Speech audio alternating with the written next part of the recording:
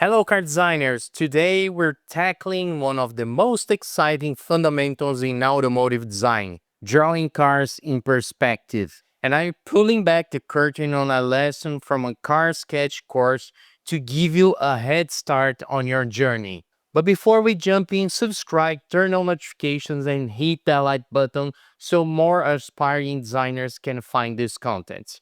And if you're serious about turning your passion into a career, all the details about CARSKETCH are in the description below. Now, let's jump into the lesson.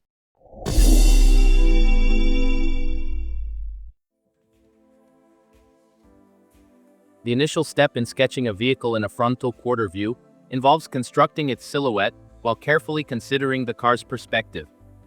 Beginners often struggle with fitting the entire car onto the canvas while maintaining accurate proportions.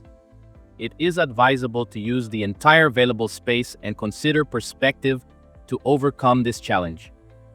To begin, it's crucial to have a side view as a reference. Start by drawing the car's front section and envision how it looks in perspective before moving on to the rear section. The foundation for the vehicle's base is an ellipse segment, which guides its orientation. Imagine placing a slightly inclined ellipse at the car's base.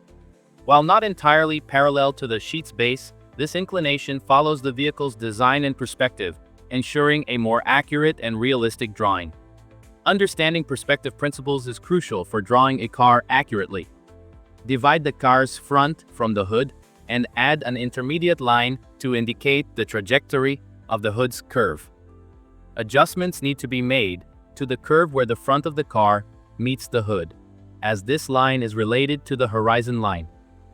Whether this line is above or below the horizon line defines the direction in which the other intermediate line of the hood will expand. This progressive, positive inclination is also evident between the line separating the hood from the windshield and the intermediate line of the hood.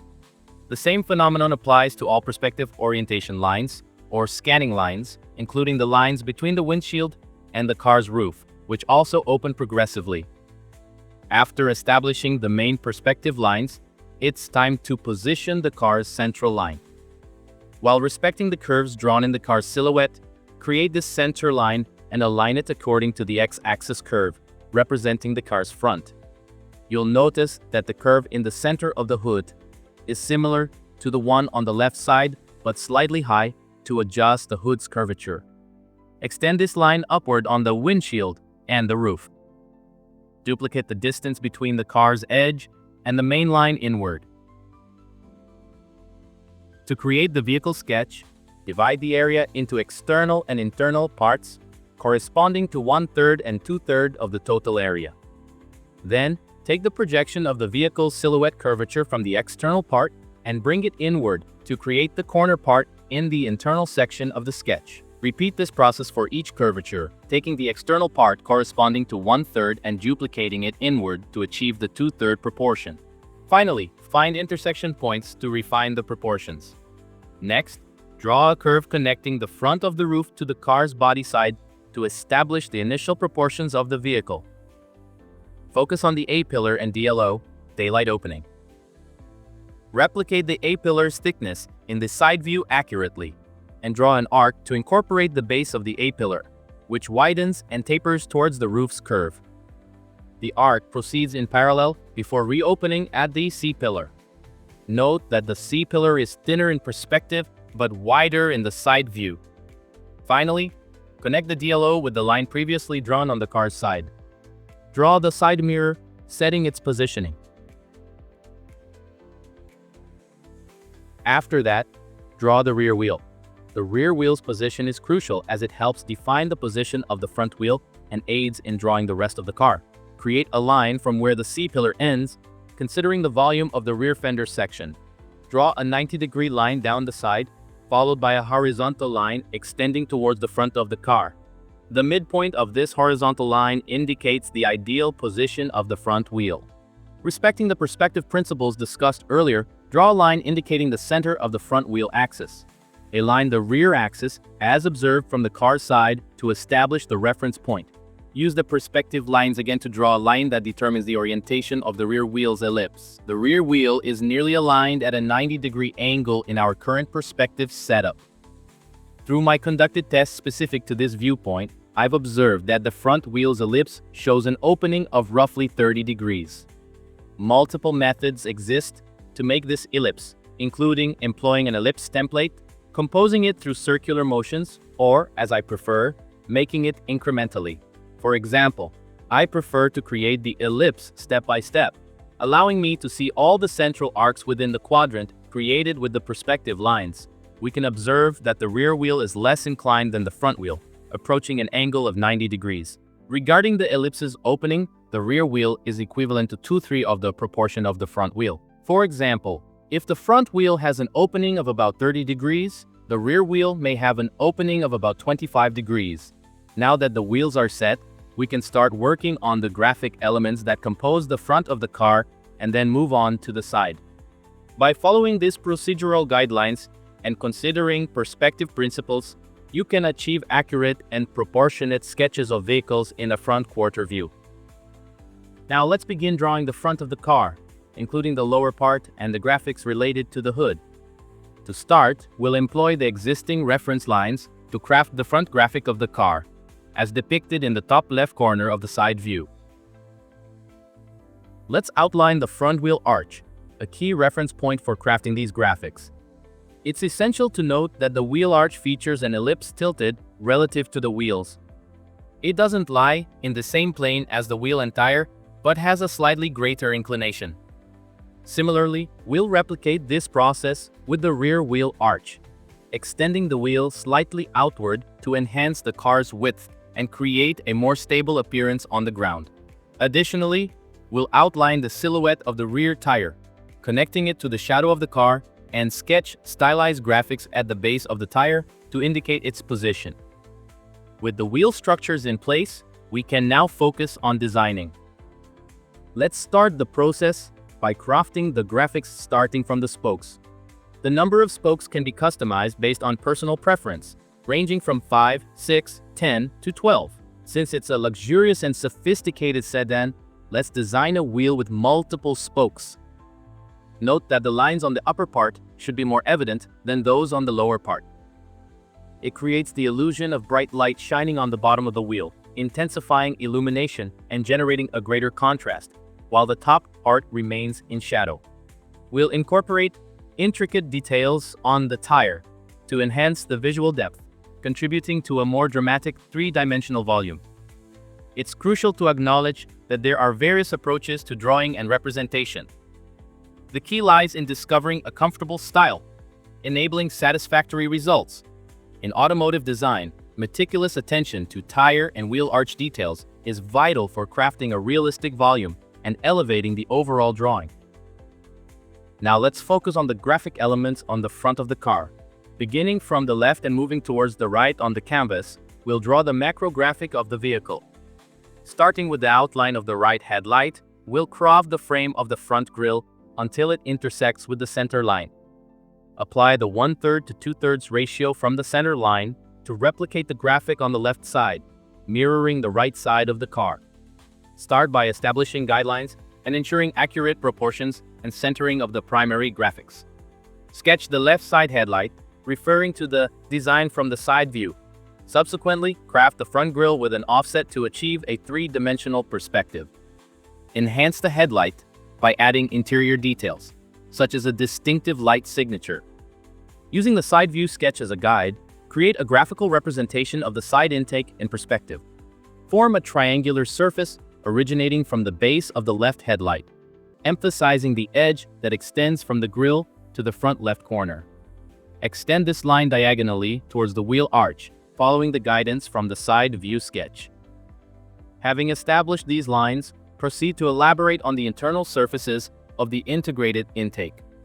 Add graphic elements, including the internal frame and a few fins. Conclude with additional surface details, completing the central section of the lower bumper as depicted. This step contributes to refining the overall design and enhancing the visual appeal of the front section. To replicate the intake graphic from the right side to the left side, Adhere to the following instructions. Initiate from the center line and measure the proportion of 2/3 on the left side to 1/3 on the right side of the vehicle. Subsequently, create the intake outline. The front grille frame is a useful alignment reference in this scenario, simplifying the process. Drawing the exterior of a car can present challenges, especially when dealing with complex details such as side entrances and their representation on the opposite or far side. My proficiency in this skill developed over time through studying countless photos of cars. This effort allowed me to learn the visual behavior of different surfaces, discerning details such as slopes and angles. The accurate representation of these elements is crucial, as inaccuracies can make reading and interpreting the design difficult. It's crucial to emphasize the significance of studying real vehicle photos to accurately grasp surface behaviors and geometry.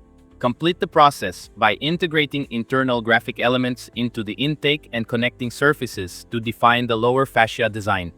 Since we are not creating a design for a particular brand, we can introduce a badge to instill identity into the front of the car.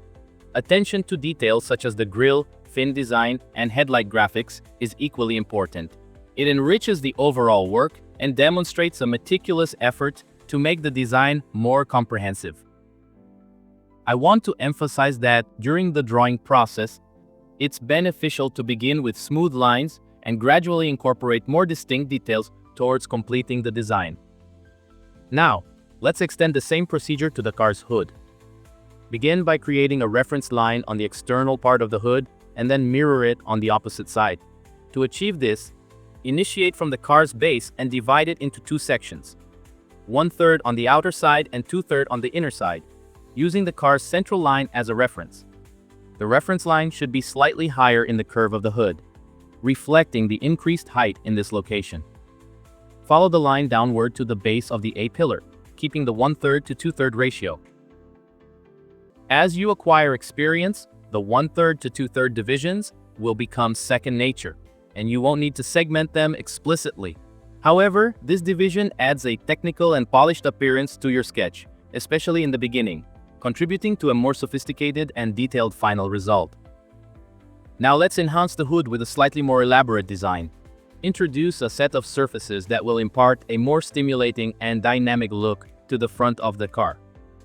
Throughout this construction, uphold the customary 1/3 to 2/3 ratio. We can strengthen the vehicle's appearance by crafting a graphic that introduces a three-dimensional interruption and increases strength and structure. Moving on to the side, let's begin by offsetting the front fender or wheel lip. Ensure that the construction of this offset runs parallel to the arc of the wheel arch. During this phase, it's beneficial to introduce sections and soft reflections. These elements enhance our understanding of the volumes in the front fender, contributing to a more comprehensive depiction. Building upon the reference line established in earlier steps, let's progress to the body side. Form a connection on the side extending to the rear corner, defining the shape of the light catcher and the delta at the back. Moving forward, let's define the location of the highlight on the car side, guided by the orientation established in the side view. Please pay careful attention to the thickness of this line, ensuring it is smooth and not as pronounced as the lines in a graphic. Observe that the graphic lines have more prominence, whereas the lines representing the volume sections should be more subtle.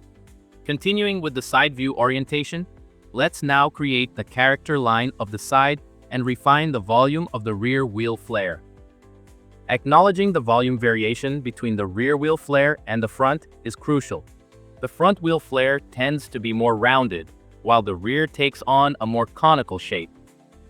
This differentiation contributes to a more accurate and dynamic representation of the car's design. To conclude, let's refine some lines for a polished look. We've incorporated door gaps, providing insight into the body side volume. Door handles and the shadow of the rearview mirror have been added. This sketch is a feasible design output with correct proportions and clear, objective graphics. However, we can include the vehicle's interior for further enhancement, similar to what was done in the side view. Integrate the rear seatback, window trims, details, the driver's seat, and internal features of the B-pillar. To represent the opposite side view, use the shape of the DLO projected on the already drawn side as an approximate reference. It ensures precise projection of the same elements to the other side. Use the windshield width as a reference distance for positioning the internal trims of the A-pillar, B-pillar, and the passenger seat. Conclude with the rearview mirror, and the interior is now fully represented. Finally, add a simple frame to anchor the vehicle on the canvas.